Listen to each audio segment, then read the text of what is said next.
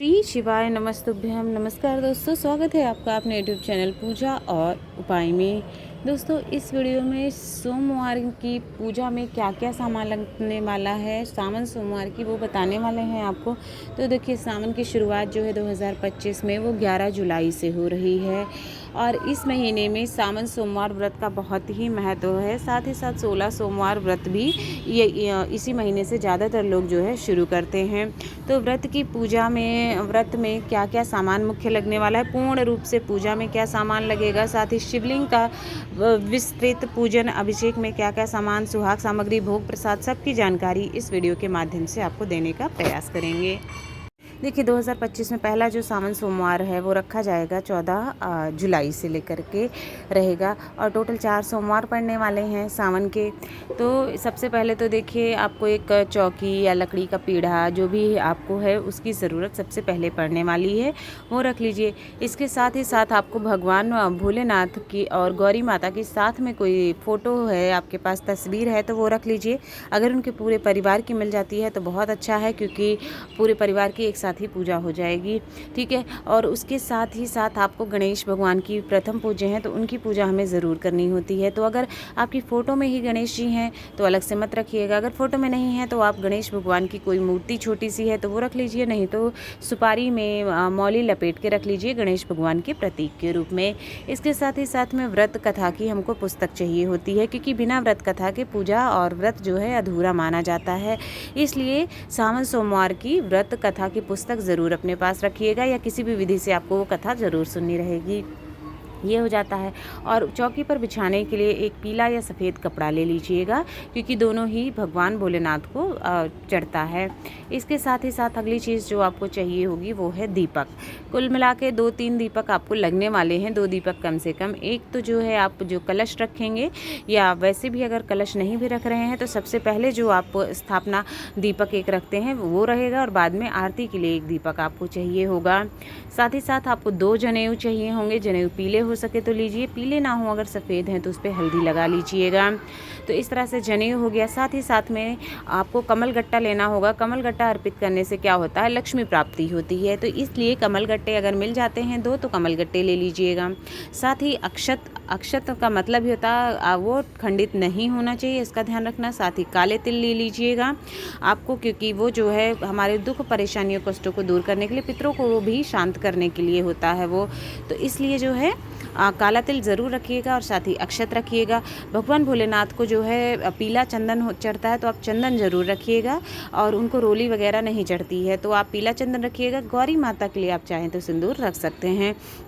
इसके साथ ही साथ में आपको जो है मौली रखना है, रक्षा सूत्र अब वस्त्र के रूप में अर्पित करेंगे। साथ ही साथ आप उसको हाथ में भी बाद में बांध सकते हैं। साथ ही धूप बत्ती आपको चाहिए होगी, जो भी सुगंधित है, अगरबत्ती भी आप रख सकते हैं। आरती करने के लिए कपूर चाहिए होगा, माचिस चाहिए होगा, और बाती वगैरह बना लीजिएगा। घी रखिएगा, क्योंकि घी की बत्ती चढ़ाई जाती है, तो आप जब आरती करते हैं तो घी से और कपूर से दोनों करना चाहिए, इसलिए आपको दोनों चीज़ें दिखाई हैं। अगली चीज़ होती है रुद्राक्ष। किसी के पास 1 रुद्राक्ष, 2 रुद्राक्ष, 1 मुखी, 5 मुखी, जैसा भी है आपके पास, वो पूजा में ज़रूर रखिए, वो क्योंकि रुद्राक्ष भगवान को अति प्रिय होता है। तो जैसे रुद्राक्ष की माला है तो आप रुद्राक्ष की माला भगवान को चढ़ा दीजिएगा, ज़रूर रखिएगा इस पूजा में साथ में अपने साथ में। तो ये तो हो गया पूजा की सामग्री जो आपको पूर्ण पूजा में लगने वाली है। अब आ जाते हैं हम अभिषेक सामग्री पर। अलग से बात कर लेते हैं कि अभिषेक में क्या क्या सामग्री हमको लगनी है भगवान भोलेनाथ के। तो देखिए, सबसे पहले तो मुख्य चीज़ जो होती है वो है शिवलिंग। आप ये पूजा जो है मंदिर जाकर भी कर सकते हैं। तो आपको क्या क्या अभिषेक की थाली में रखना है वो आपको बता दे रहे हैं। एक तो आप अपना शिवलिंग रखिएगा, आपके घर में शिवलिंग नहीं है तो आप मिट्टी का पार्थिव शिवलिंग बना सकते हैं, और आप पूरे सावन डेली बना करके छोटा छोटा सा पिंडी के जैसा शिवलिंग बना के डेली गमले में ही बना के गमले में ही जल चढ़ा दीजिए।